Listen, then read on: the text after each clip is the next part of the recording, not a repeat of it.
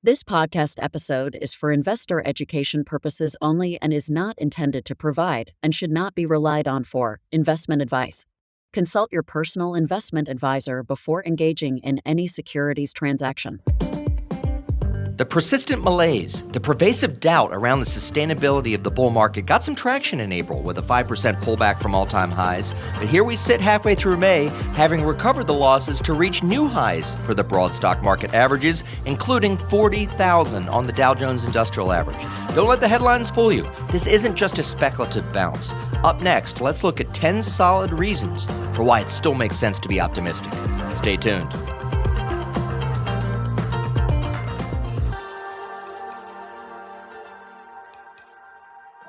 Welcome on board another edition of our Wise Investor Group podcast. I'm Simon Hamilton, Managing Director here at the Wise Investor Group of Raymond James. Happy to be with you as always. If you're a fairly regular listener, you know I've been pretty consistent over the past few months, saying there exists a significant disconnect between the pervasiveness of negative headlines and the actual realities on the ground.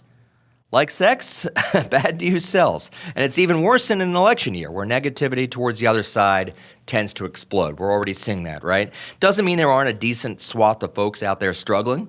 Certainly doesn't mean we can't have corrections and sell-offs like we did in April. But to have a pessimistic base case at this moment really doesn't hold a lot of water for me. Remember, pullbacks are the norm, not the exception, and should be expected in any environment. Doesn't matter what the backdrop is. According to Ned Davis research, the S&P has averaged 3.4 sell-offs of at least 5% per year going back to 1928. So with the obvious caveat that things can change and we have to constantly reevaluate what the weight of the evidence is telling us about potential risk, let's discuss 10 reasons from several angles: market history, trading patterns, corporate fundamentals, economic data. 10 reasons why positivity for now may be the better position to take. So, the first thing that kind of comes to mind is this bull market ain't that old. A lot of people are saying, well, it's kind of long in the tooth now. We troughed in October of 22. It's been over a year. Maybe this thing's about to peter out. In fact, according to my numbers, depending on how you define this starting and stopping of a bull and bear market, I know there's up for a little bit of debate there, but by most measures, we're about roughly 395 days into this. And the return since inception is roughly 42 or 43% over that 395 days. Well, that only ranks as the 10th most powerful bull market out of the 13 since World War II. This is according to Ned Davis research. Only the 10th out of 13. The strongest bull market at this point was almost a 95% gain. That was, of course, the post-pandemic run that started in March of 2020. The weakest was 11% in the 1946 bull market. And in terms of duration, of all those 13 bull markets, this is the shortest in duration. Next shortest was 419 days. And like I said, we're about 395. So to say that, this thing has to peter out at some point, well, both in terms of length and magnitude, this has not been a particularly impressive bull market. So time is not going to be the thing that gets us here, okay? Second thing is, and I mentioned this a couple weeks ago, but I think it's worth mentioning again, don't pay a lot of attention to seasonal patterns. You've heard the popular kind of headlines, sell in May and go away, as if you should dump your entire portfolio and then come back in the fall. Well, of course, that makes no sense in the first place, right, to make a sweeping decision like that, not to mention all the capital gains you might have to pay. But regardless, the thing about that headline or that sort of hackneyed aphorism, if you will, is that it's hogwash. There's really very little statistical basis for it. Now, it is true that the 6-month period from May through October does tend to produce, on average, a lower return than some other periods. Okay, that is true. But it's still been positive on average, according to the Carson Group, going all the way back to 1928. Still positive. And by the way, in just the last 10 years, the pattern hasn't worked at all. The return from May through October has been almost the same as all the other 6-month periods. And what I found to be very interesting as sort of a follow-up to that, and this is also from the Carson Group, if you just started in the market on any particular month, So let's say you got, you won $1 million in the lottery and you put it in January, April, August, December. If you look at the 10-year forward returns, this is going again back to 1928, they're almost identical. The 10-year forward return starting in any month is 11.7%, with a few at 11.8%. So I think April, May, and June, and December, if you started then, your returns were 11.8. All the other 8 months, 11.7. Essentially, no difference. So for me, that's another reason for optimism. Don't let the calendar spook you into thinking that you should be more conservative just because here we are in the late spring, early summer. Doesn't make any sense to me. The other reason I think for optimism from sort of a technical standpoint is, as you know, if you're a regular listener, I place a fair amount of stock in investor sentiment. Investor sentiment doesn't necessarily tell you about the long-term prognosis for the markets, but it can signal some important turns. When the market, and I'm generalizing because it doesn't always work this way, but when the market gets overly pessimistic, sometimes that's when we get a bounce. When we get overly positive, sometimes that means we're due for a pullback. Well, coming into April, everyone was fat and happy, according to the sentiment data. Whether you look at the American Association of Individual Investors, whether you look at put-to-call ratios, any other type of sort of sentiment indicator, almost all of them were tipping too bullish. Sure enough, April was a rough month. Well, so the good news there is, and again, if this keeps going in May, we run the risk of getting back to that level, but we're not there yet. We flushed out a lot of the excess exuberance, if you will, the excess positive sentiment, which I think has set the table for more gains. Doesn't mean we're going to move up in a straight line, obviously, but there's reason to think that with a more cautious market, if you will, more cautious investor sentiment, that may allow us to progress a bit further. So sentiment data went from a headwind to somewhat of a tailwind. And the other thing kind of related to that is volatility. People talk about the market being volatile, and again, I know we had a great March, lousy April, good May so far. So in that sense, the market has been volatile. But if you look at broader measures of volatility is nowhere to be found. You may not know, we have not had a decline, according to Securities, of over 2%, a daily decline of over 2% in the S&P in almost a year. And the VIX, the VIX, which is kind of one of the measures of market volatility that a lot of people follow, is at pinned to some of the lowest levels that we've ever seen. I bring this up because Todd Sohn, S-O-H-N, Todd Sohn over at Securities, he ran a study going back to 1990 that showed on average that when we're in this decile of VIX readings, okay, he grouped all the VIX readings over the last 24 years into deciles. When we're in this decile, it has been associated with a forward performance, 12-month performance of over 11% for S&P. So again, I have no idea whether we're going to get 11% over the next 12 months in the S&P. This is only one of 1,000 indicators that you can look at. But the fact that we haven't had a lot of volatility is not a reason to be cautious. It's a reason for optimism. Low volatility tends to correlate more with better markets than lousy markets. Okay, so those are kind of four things from sort of a market character, kind of technical perspective that lead me to be more optimistic than pessimistic. What about some of the fundamentals? Well, what's the biggest fundamental thing that we look at, right? Earnings. At the end of the day, nothing drives stock prices more than earnings. We can talk about Gaza, we can talk about the election, we can talk about the Fed. All those things are important. All those things have the potential to create market volatility up or down. But when you look at a long-term chart of the stock market, it is very tightly correlated with a long-term chart of earnings growth, okay? And the reality is earnings have been better than people thought they were going to be, simply put. Of course, we've been getting the first quarter numbers. We're roughly, give or take, 93, 94% of the way through, hearing from the S&P 500 names. Couple observations. One, 7 out of 11 sectors, according to Securities, beat their estimates from January 1st, their January 1st estimates. Okay?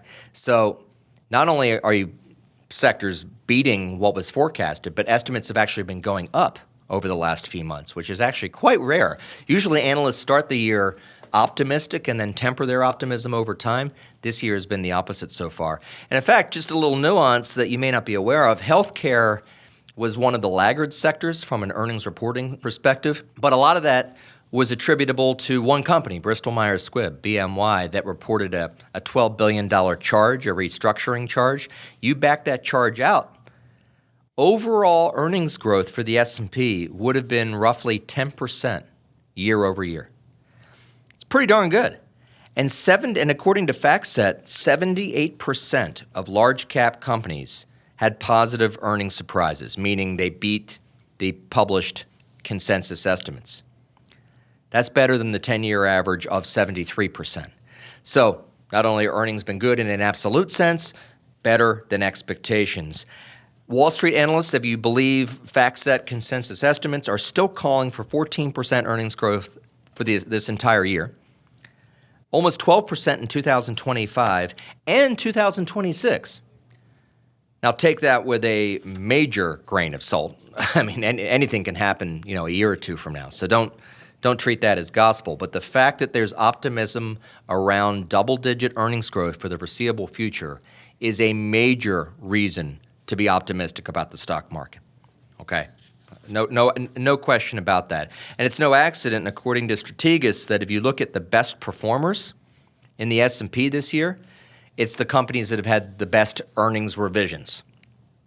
Okay, so again, that tight correlation between earnings, positive surprises, and performance. And what's the reason for this? Well, the reason is profit margins have been better than expected.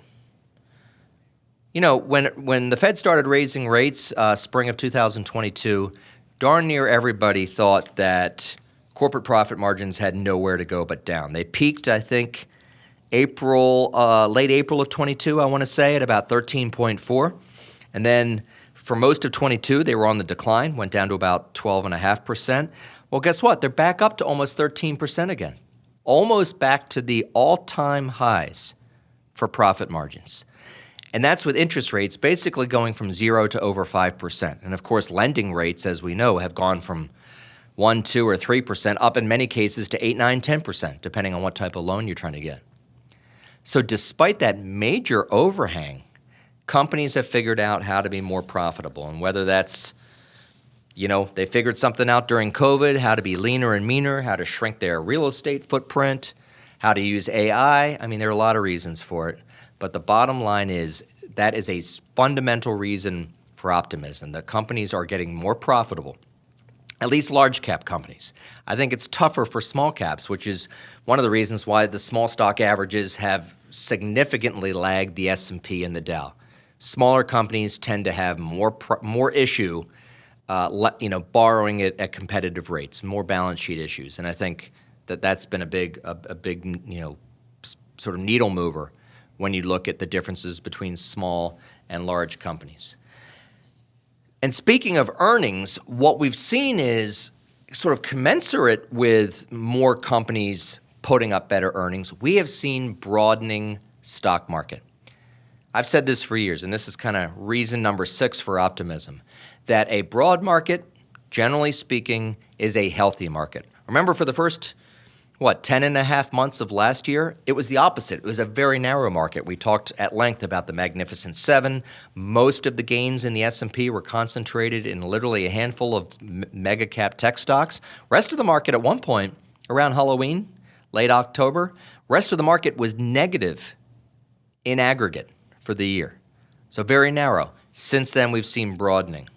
And you can look at that from any perspective. If you look at the New York Stock Exchange advanced decline line, we are seeing that most stocks, more than 80% of stocks, if you look at any sort of momentum indicators, are in gear to the upside.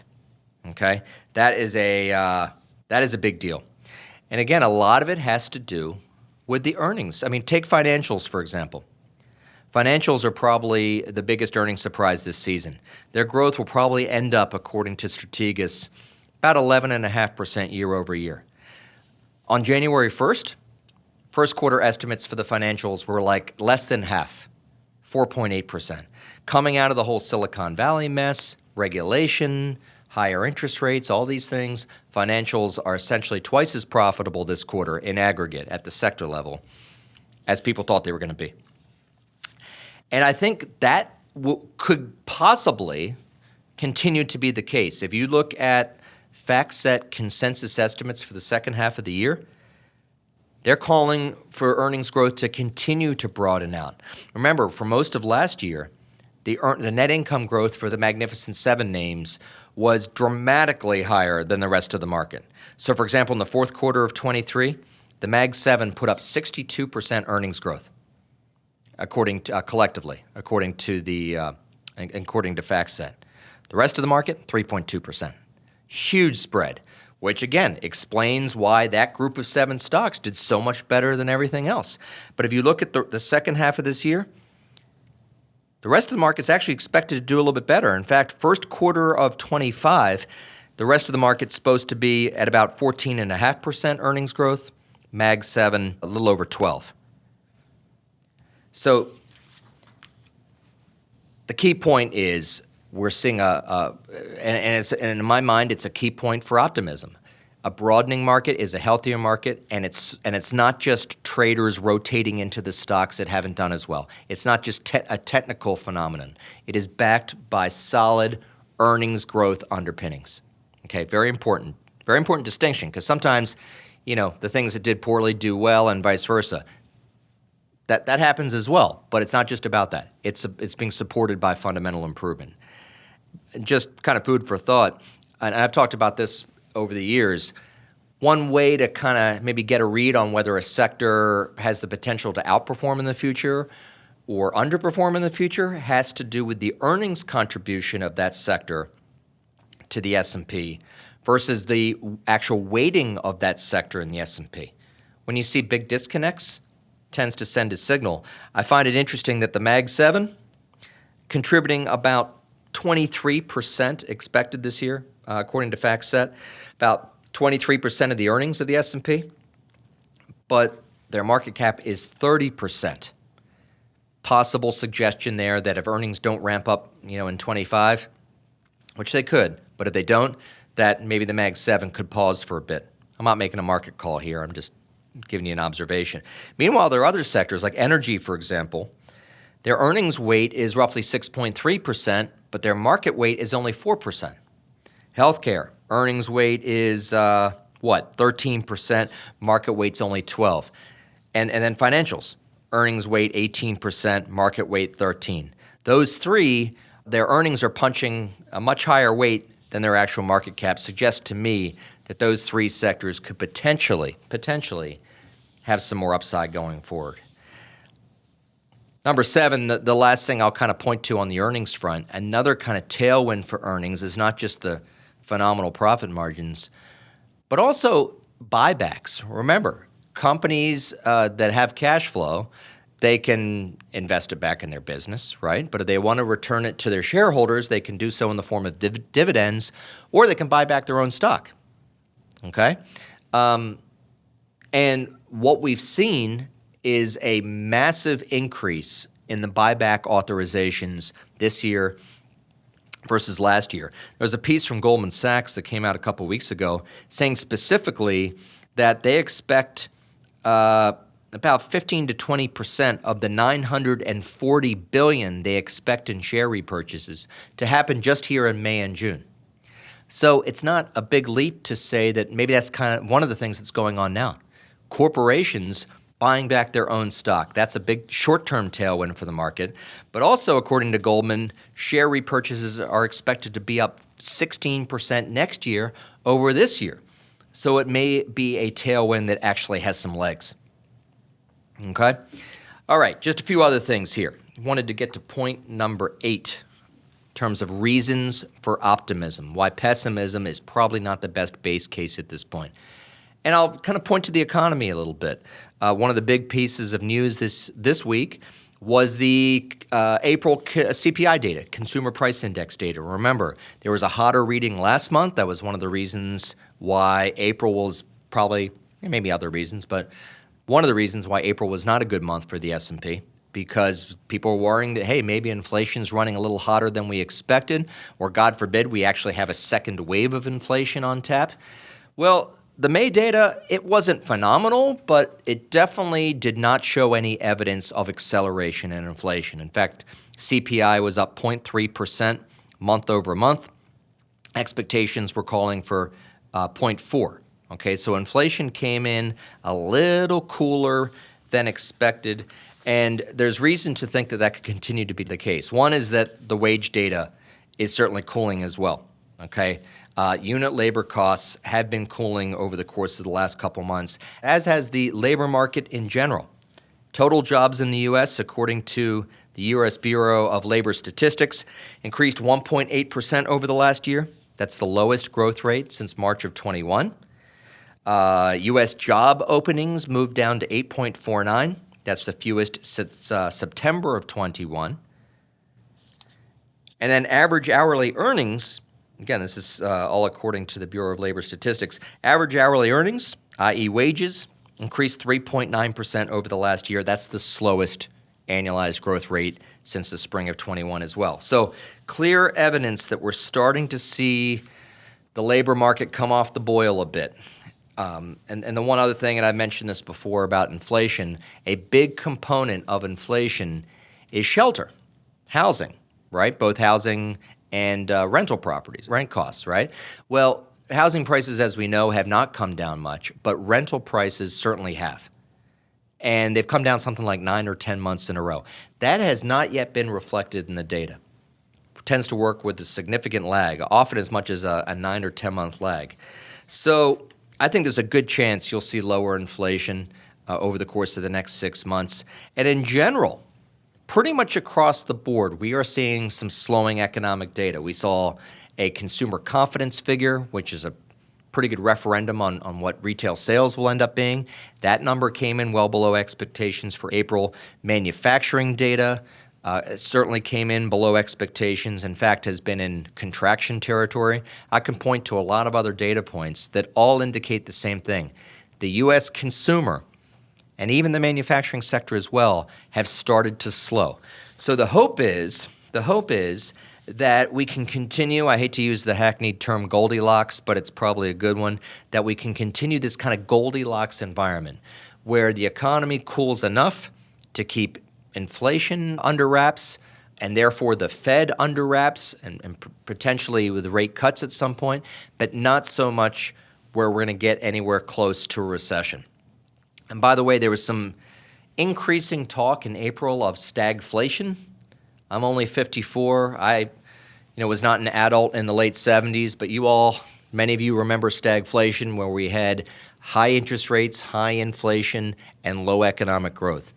Well, as Chairman Powell said the other day, and I thought it was a pretty good line, I don't see any evidence of stag or inflation. And the economic data bears that out. I mean, early second quarter GDP estimates are tracking for GDP to be over 4%. Over 4%. I don't know it'll come in that high. It'll probably adjust downwards a bit. But we're seeing a bit of cooling, but we're seeing no evidence of stagflation, particularly if inflation can continue to track down towards 3% and maybe under 3% when that kind of rental price data starts to really impact. So that's a pretty meaningful reason to have some optimism, is the economic trajectory. I know there are very few proverbial soft landings in history. Most of the time, the Fed either is too late to the party and we get a second or third wave of inflation like we saw in the late 70s, early 80s, or they over-tighten. They get overly restrictive and grind us into recession. But so far, the Fed, despite all the criticism they get, and they deserve some criticism, but despite all that, things are tracking towards that type of outcome. So stay tuned. Just want to mention one other thing. I think I'll just do nine reasons for optimism. I have a couple more, but I'll save them for another show. The other thing is that credit has been well behaved. Generally, when you see early signs or an early indication of economic stress, like a pending recession or the consumer really rolling over, you see it in the bond market. You start to see the spreads on corporate bonds widen versus versus treasuries, particularly junk bonds. You start to see the second, third, fourth tier companies really starting to struggle. Well, it's been the opposite recently. Credit spreads have actually tightened versus treasuries. So you are seeing virtually no evidence of stress, of credit stress in the bond market. And according to Strategas, when spreads fall into this decile versus treasury, again, they tend to look at things in deciles. In this decile, you've typically seen, according to their research, above average returns in the S&P over the next 12 months. Like I said, that's one of a million indicators trying to project what the stock market's going to do over the next 12 months, but certainly it's not a reason for pessimism. Let's put it that way. So those are kind of 9 things, and I could have come up with another 9. I probably could have come up with another 19 or 29 reasons to be optimistic. Anything can happen, anything can change, and I fully reserve the right to reevaluate our opinion as data and news flow unfold here over the coming months. But based on what we see, what the weight of the evidence is telling us, optimism is still a very credible base case. Up next, stick with me. I have a few more minutes. Want to update you on a few of the earnings reports that I don't think we've really talked about in any detail. I'll squeeze in a few. Back in a minute.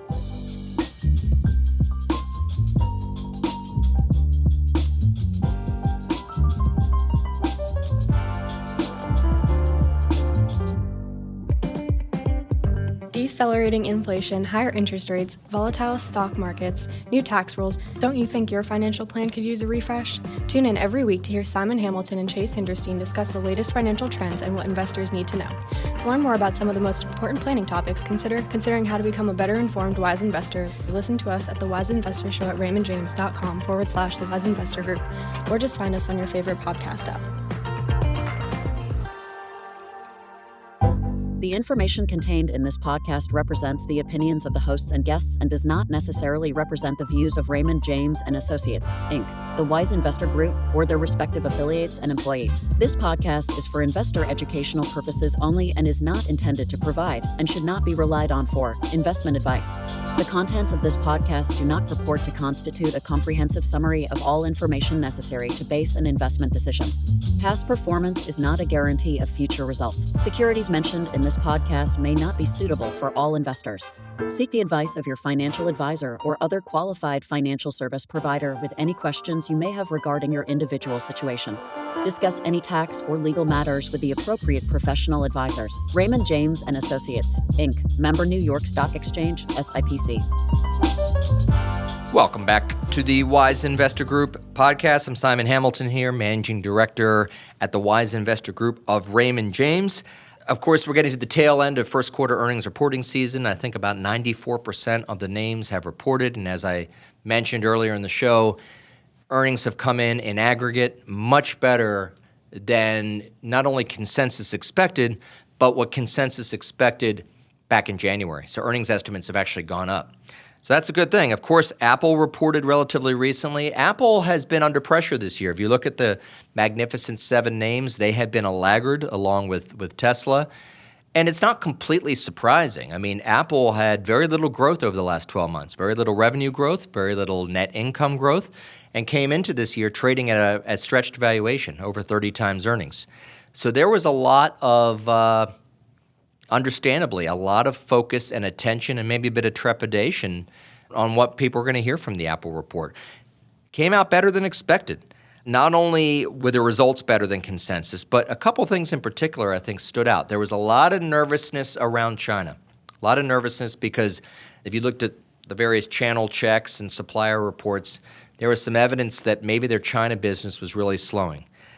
Well, the numbers from China were much better than feared. According to the Raymond James analyst, their revenues were only down 8% in the quarter. I think expectations were calling for a double-digit decline. The bigger surprise was that the iPhone revenue actually grew in mainland China. So that 8% drop was for all their business, but their iPhone specifically actually grew compared to double-digit unit declines that a lot of people thought coming in. So that was a big reason why the stock performed better coming out of that report.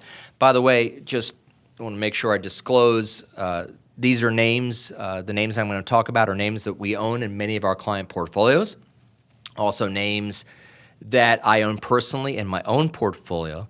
If you're a client and you own the stock, I think you can feel pretty confident that we've done our due diligence and we feel it's suitable and appropriate for you. If you're not a client, remember, I can't manage through the computer, through the cell phone. Please make sure you do your own homework, see if it's right for you. And the fact that I own these names personally in my own portfolio represents a conflict of interest. So you need to evaluate that in the context of your decision making. So yeah, the Apple China numbers much better than expected. The other thing that really stood out for me was their service revenue. Remember, whether you upgrade your phone or not matters, of course, but what also matters is that you still use the phone. There are over 1 billion Apple products, working Apple products in existence throughout the world. I think the number is much higher than that, but it's at least 1 billion. A lot of those folks, including me, are paying for services, whether it's Apple Pay, whether it's the Apple Music Library. That is annuitized revenues for Apple, which not only is very profitable for Apple, very high margins on that business, but also makes their revenues and their earnings that much more predictable, that much more sticky, less cyclical. So Wall Street tends to pay up for that with a higher multiple. Service revenue was up 14% year over year, which is a phenomenal figure. They also announced a new $110 billion with a B share buyback authorization. That, remember, the more stock you buy back, the lesser the share count, of course, the more your earnings are per share on a relative basis. So I think there's a lot to like there. I think that the big kind of needle movers for the stock up or down over the next few months are, what does Apple have to say about AI? Is the next generation of Apple phones going to have some sort of installed AI capability? I think if there is a real technological upgrade, that could drive a whole replacement cycle. That could get guys like me that have a 3 or 4 year old phone to go out and buy a new one. If not, if it's just a slightly more powerful camera, for example, that's probably not going to get me to the Apple Store. So I think that's both a possible upside catalyst for Apple, but it's also a potential risk for Apple. If there's nothing that gets me to the store, stock looks a little pricey here. The stock's trading 27, 28 times earnings. Has rallied back to almost its all-time high. I think that's the risk going forward. The risk is that either there isn't a replacement cycle, or relatedly, that the consumer continues to slow down as we've started to see, and there just isn't enough muscle to buy, $500, $600, $700, $800 phones.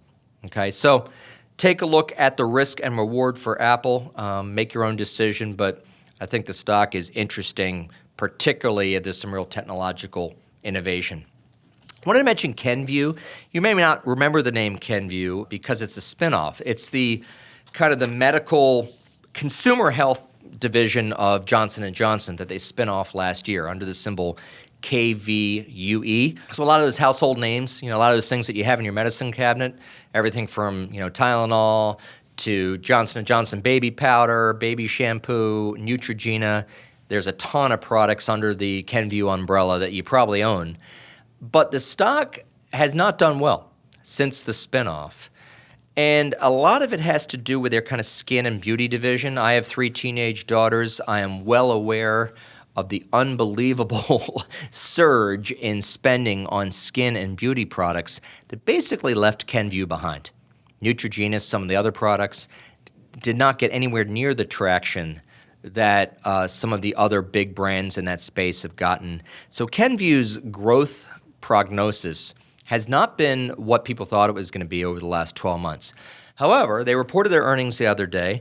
Expectations were very low, and they beat pretty handily. They beat pretty subdued estimates. And not only did they beat on the top line, but also they offered some really encouraging updates on their margins, their profit margins, their bottom line productivity. And, of course, the company has promised to reinvigorate those brands. Some additional marketing spend, product development costs were baked into those good margins. So the hope is that they can sort of reinvigorate the top line. In the meantime, their margin profile, like I said, was better than expected. The other thing I would say about Kenvue is their valuation is not demanding. It's a value stock. It is a value stock in that consumer staples space, trading at roughly a 10% discount, according to JP Morgan analyst who did a good write-up on it. He says there's a 10% discount to their closest peer in that sort of health product space.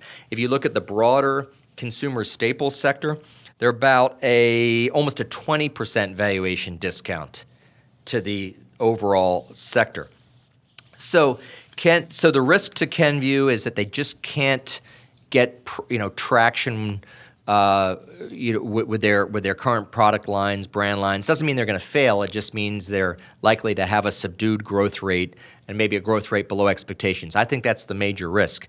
However, the fact that they're trading at such a cheap valuation, they pay a decent dividend, maybe that gives them some support. So if you're looking for a name that might make some sense in what is a somewhat pricey consumer staples sector, Kenvue, I think, for longer-term investors, for patient investors, is one to look at.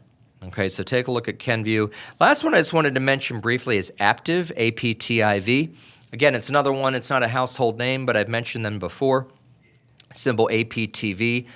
They are a key manufacturer in the sort of automobile supply chain. They do cabin electronics, safety systems, other types of pretty advanced technology. Remember, these days, people will start with the tech, or I shouldn't say people, automobile manufacturers kind of start with the technology and build around it, right? It used to be that you started with the car and inserted the technology. Now the technology is the driver. Aptiv is at the forefront of that, and what attracted us to Aptiv originally for clients is their significant exposure to hybrids and electrics. Well, I think we all know what's kind of happened with electrics. They've really come under a lot of pressure. I mean, people have read about Tesla. Tesla's stock is down over 20% for the year. A lot of that green technology in general has sort of, I don't want to say petered out, because it definitely hasn't petered out, but generally, for sure, has lost some luster here over the last 12 months, electric vehicles specifically. So there's just been a lot of negative sentiment around the sector.